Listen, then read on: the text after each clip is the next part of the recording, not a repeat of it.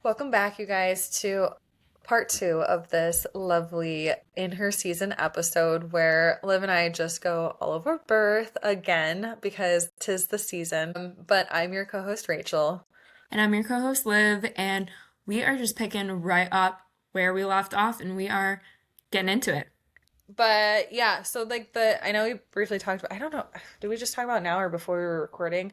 But like the Hypno Babies course, although technically it's a 6 week intensive program, definitely recommend starting it ahead of time because there's positive affirmations that you're supposed to listen to every single day.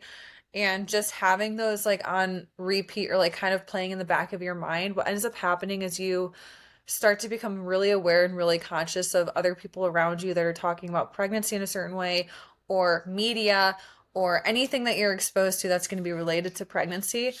It will make you extremely aware of how it is talked about mostly in our society and stuff. And it's not like the most beautiful thing that people are saying. So it's like it's a constant like repeat in your mind of like, okay, like this is what it is. And it's like one of the things is like birth is like natural, normal, healthy, and it's just totally rewiring that like this is normal, like this is, you're safe, like this is healthy. And so I do believe, and like we've totally talked about this before, but like you and I both feel very strongly about how like your mindset is going to basically create your reality. And so it's the same thing when it comes to like birth and everything that you're gonna decide to teach yourself or like talk to yourself about in your head.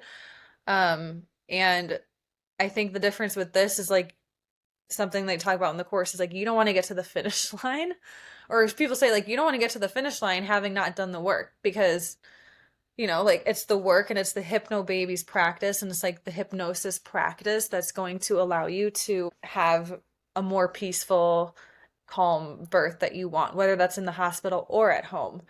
And I've like heard so much about hypnobirthing, you guys, and so like that's where like when I mentioned it to Rachel and she's like, "Oh my gosh, I'm taking a hypnobirthing course, like I'll send it to you." We'll have to link like the course that she's doing up below so that if you're interested, you can like click on it too because I think you found it like really helpful so far. And I'm So like, far, yeah. dude, that also talk about like I think that's a personality thing for me, like how you said when I got pregnant, how I'm already like researching everything, like just so deep in the research right away because like that whole like you don't want to get to the finish line and like not be prepared or like not have like worked for it. I literally think that that's like one of my fears, Yeah. like in life with like everything. Yeah. I mean, it's so different because like the first two, maybe not Callum, but like definitely Lucia, like I needed to be in the hospital for that one. I was so filled with fear and like had so many negative like feelings towards it. I was terrified. And it's really sad to think that that's what I felt, but I'm blessed that like the pregnancy and delivery went so smoothly and exactly like what I needed it to be, which is very textbook. Which I feel like, do you think, okay, so for your first birth where like you did have a lot of fears, like you think that a lot of that came from because of like how like culture and society that we live in paints birth in comparison to like the hypnobirthing course. What you're That, but it was also like knowing my mom's story and like hearing her story. It's not against people who want to share their story. However, if someone's gone through something, I mean, you've probably noticed like they want to tell you how bad it went. Like they want to tell you their story and like everything that happened and everything they didn't expect to happen. Like they can't help but basically like word vomit their terrible negative experience, unfortunately. And it's not to say that like what they went through isn't valid and real. It's just sometimes there's that disconnect of like, well, maybe this individual doesn't need to hear that. And also like maybe they're going a different route or like also that's not everyone's truth. Like there's so much around like the negative side of it in my opinion and like again like the Hollywood like scenes where they're screaming and this and that. There's so much around that it's almost like you feel bad for saying like I actually had a really great birth. Like I had a No, really I like never see like anything depicted on like a movie or like TV show that is not like the women like like fully like in horrible pain and being like this sucks and whatever like and I get it TV has to dramatize everything but like ugh, that is rough when like that is what builds the narrative but I will never forget sitting with you for brunch after you had Lucia with your new baby. And I'm like, so, like, tell me, like, I've been dying to know how was it? And you guys, Rachel says, 10 out of 10, would do it again. And highly recommend.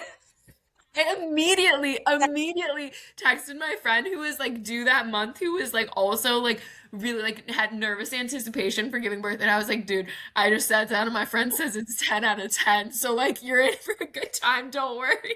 What? I did say that. That is You said 10 out of hilarious. 10. You were like, they had me doped up. I was high center of attention with my husband doting on me. Who wouldn't want that? I was like, girl, you got a point.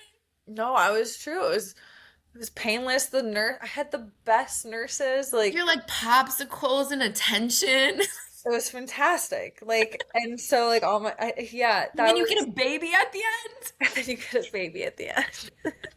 No, I did say that. And it was like everything that I needed for me to, I guess, like heal from that.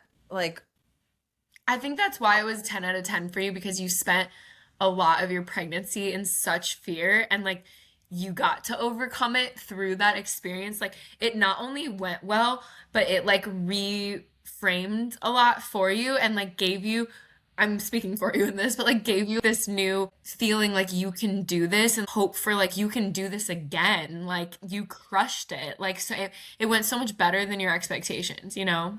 yeah. And then the second one was in the hospital again, and that was just simply because I didn't really take time or like feel that I needed to like do it any differently. Yeah.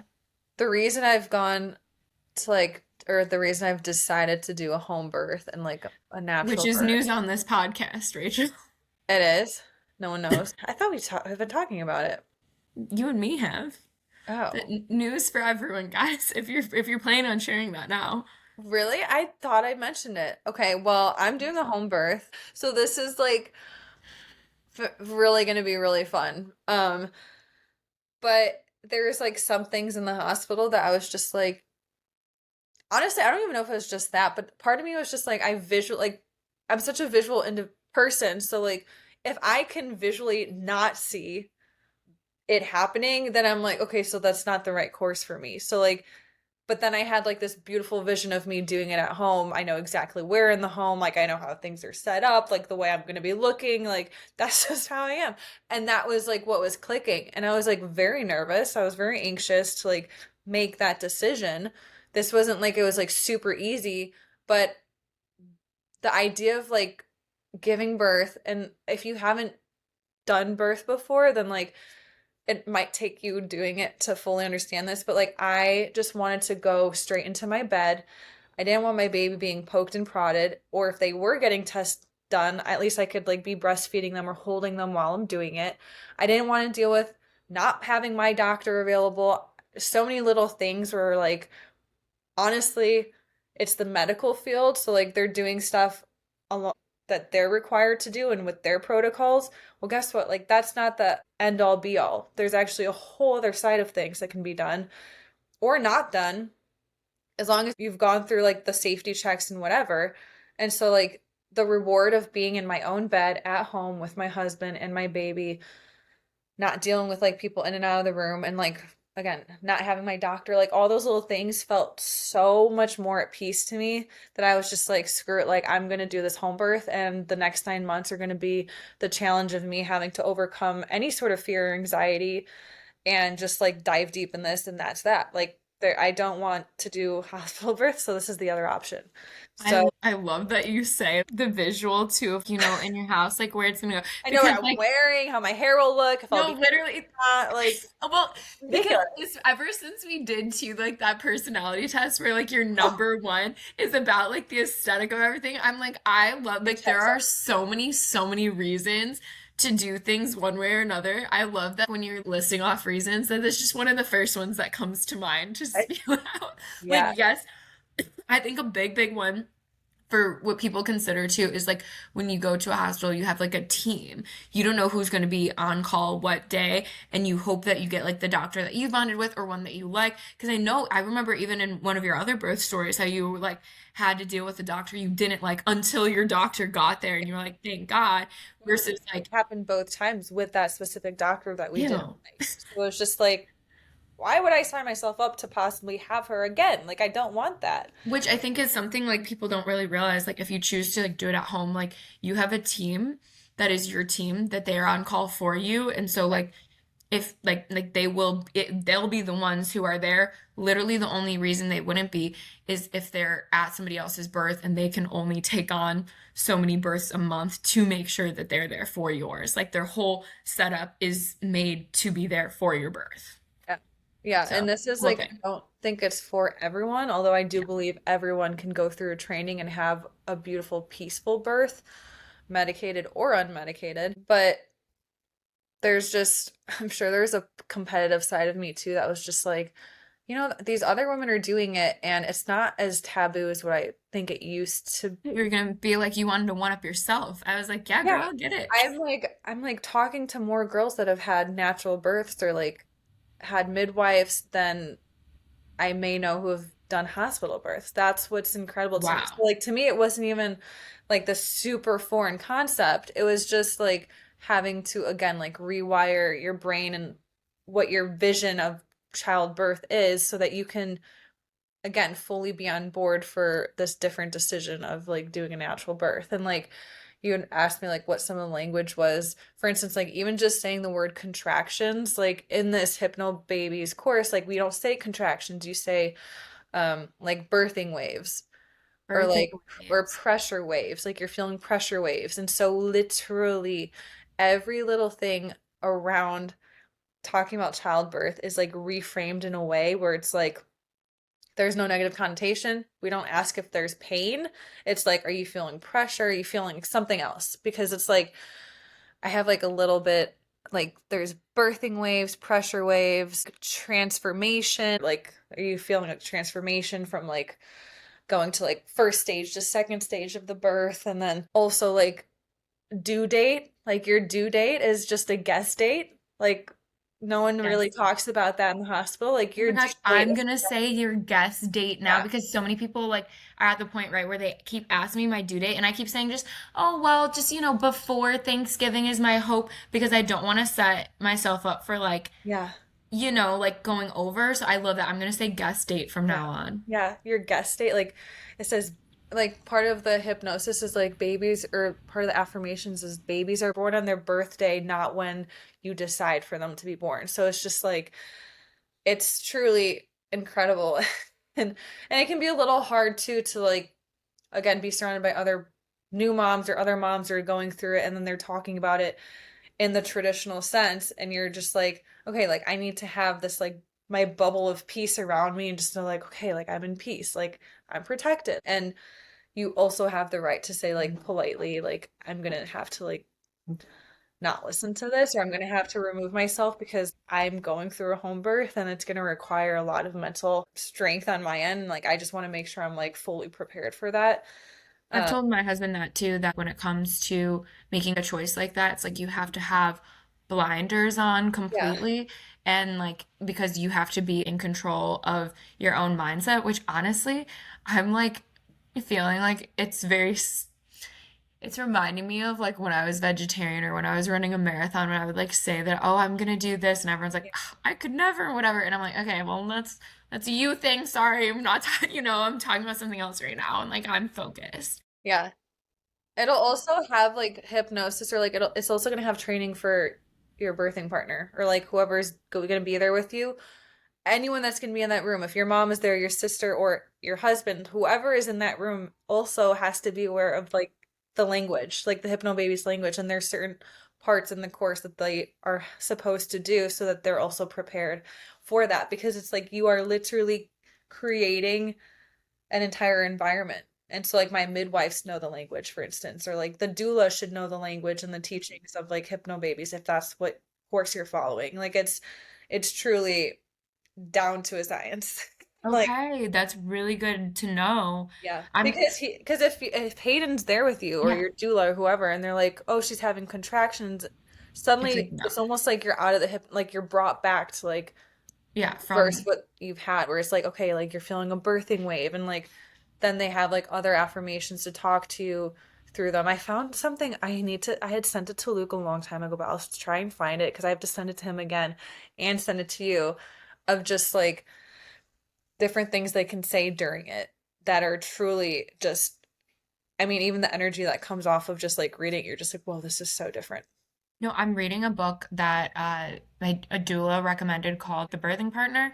And in Oh, terms of language and like how you were saying, you don't say like pains, it's like pressures and whatever. Like there was a whole part even in this book where it talked about how like people in language will like associate pain and suffering, like it's pain and suffering, pain and suffering. Like you can also like experience something as sure, quote unquote pain, but you are not suffering like that, and pain also like is something that you can register as like data, whatever. Like, yeah, it's pressure, it's not pain, or it's pain, but you're not suffering, like you're going to be okay, but people like have these like attachments with this negative language. Like this book even talked about it, and it literally talked about detach yourself from this whole negative language and ideas around birth that like it's going to be painful, it's going to feel like 50 bones in your body are I breaking at the same fucking time. It's hate like, that post. I think that is a ridiculous post because again, it's still like pushing out. Like now that I know better,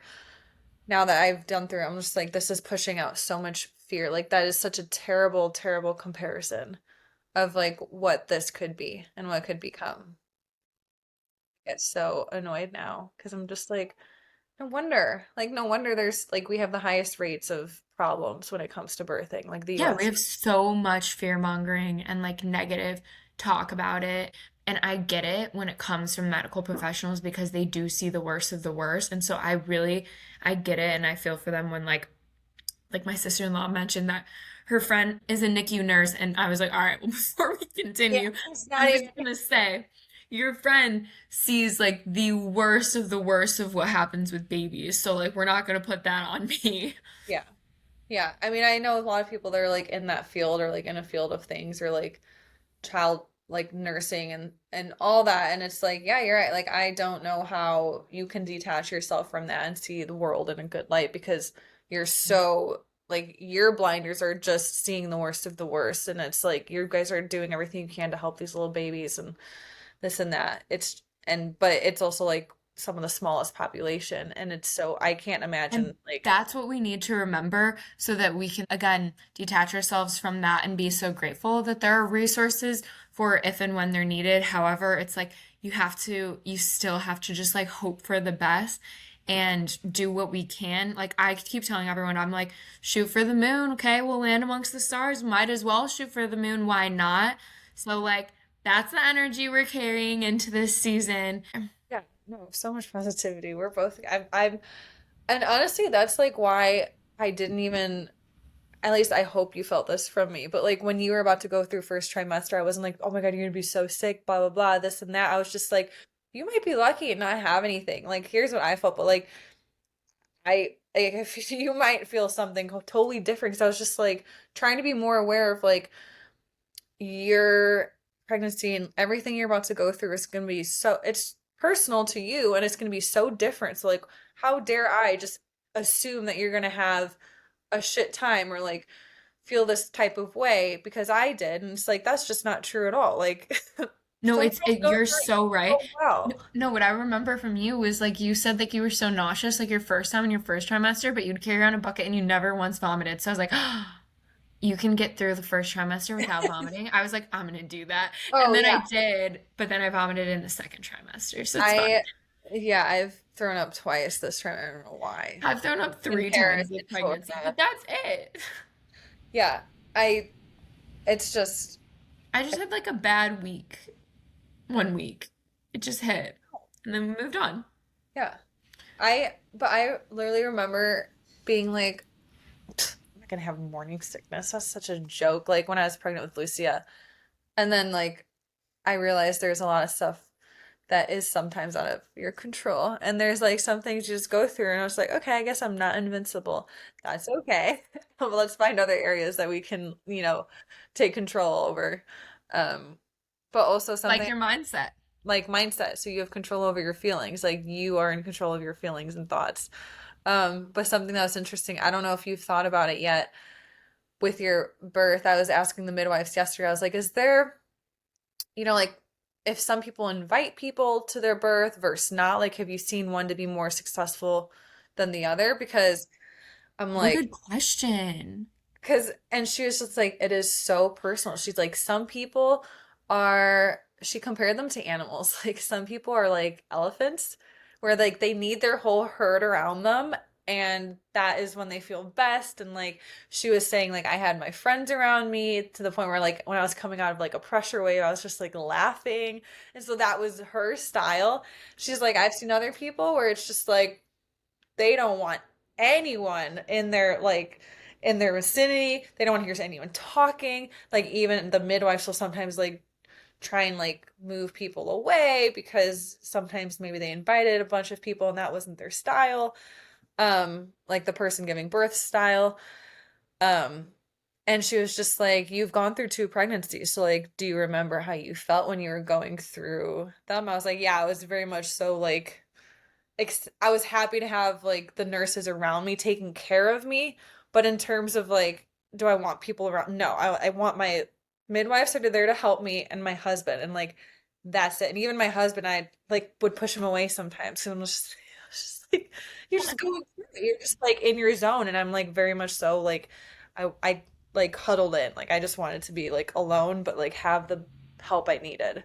Which makes sense. And I've also feel like I've heard of people talk about like this pressure to perform, like even if you go to the hospital like too early and then all of a sudden like contractions stop or pressure waves stop, because we're gonna use these terms, guys. I Yeah. like them. But that like your pressure waves are halted or whatnot, and then all of a sudden you're like hours and hours with like nothing happening, and then people feel like all of a sudden like for the nurses or whoever even's around, like you feel this pressure to perform or make something happen. So that's where like women will start being like, all right, bring on the Pitocin. We've been waiting. I'm sorry, guys. And it's like, no, no, no. Like you know, you don't want that to be like an aspect or a factor. And I would be somebody who would feel that way. If I had people around, I would be out of my head and I'd be concerned about like what other people were thinking and feeling, like more than just like in my zone. And like the goal is to like be in my zone. Yeah. Yeah. Be in your zone, have your headphones on, candles lit, dark, whatever. I can't wait to see the aesthetic that you come up with for your birthing room, because I'm like, do you have a Pinterest board for this? Because you probably do.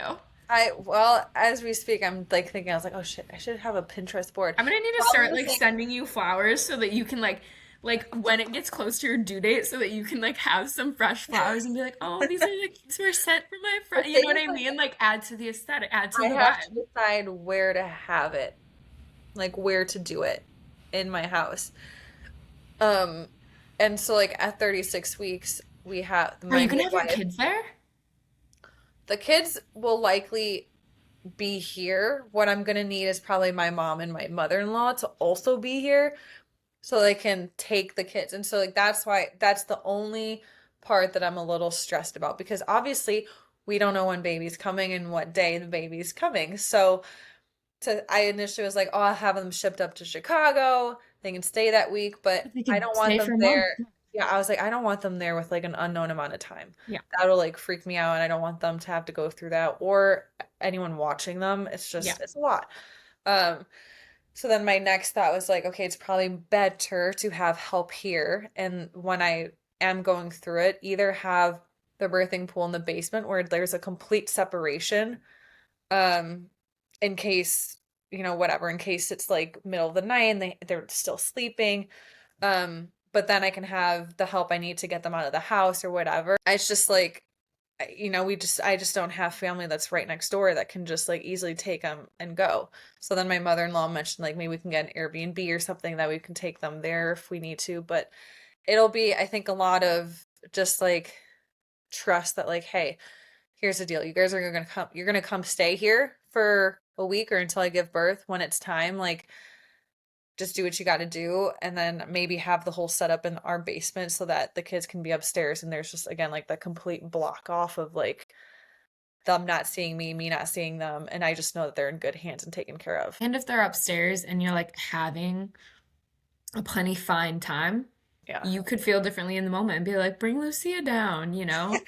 Who Yeah. knows? Oh, Go no, yeah. wild about it, mama. Good thought. I shouldn't laugh at that, but literally, I got my blood drawn yesterday, and I couldn't focus through that because my kids were there, and I was just like, yeah, I was like thinking of like giving birth, and I was like, no way in hell am I gonna get in the mode with them around, because then, and Lucia's like, so she'd be like, "What's wrong, Mama? What's wrong?" And then she would like She'd want you panic, to and explain then it all and like walk her through it too. like it would just be a shit show. I mean, likely, yeah. They're not old enough, but yeah, you never know. We'll keep it. But I'll stay open. never say never, you guys. So who knows? Never say never. But yeah, but then the difference is like, okay, in the basement there's no daylight, but I can have candle. Like I don't know, there's so many little things. Who Well, I mean, don't worry about daylight because, like you said, it could happen in the middle of the night anyway.